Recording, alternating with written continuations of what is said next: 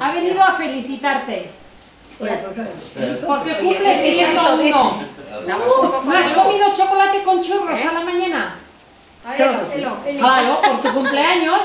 Y ahora te vamos a cantar el Sorillón Axuri. A ver, venga, primero cantar y luego te... A ver, flores, ¿eh? Venga, a ver, 1, 2... ¿estamos todos preparados para cantar? Sí. A ver. Sorillón Axuri, Sorillón Arbeti, Sorillón Teodosia, Sorillón Arbeti.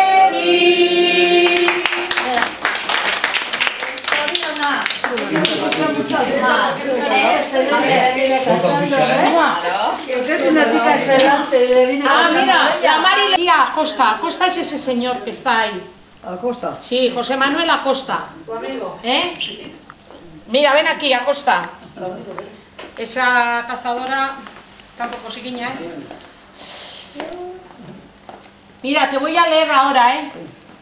Poema de José Manuel Acosta en honor a Teodosia en sus 101 años. ¿Ya me oyes? Sí.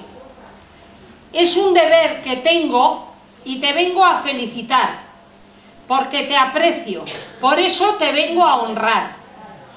Si te vengo a felicitar, lo hago de corazón. Somos dos seres hermanos, también lo será Dios. Si para esto vivimos, si para otro vivimos, conmigo puedes contar. Es un deber que tengo el de ofrecer y no faltar. Todos los aquí presentes que con cariño te miramos, porque eres una fiel cristiana y todos nosotros te admiramos.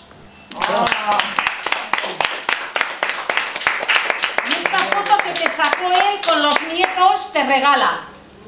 Gracias. ¿Qué? Ahora, Ahora no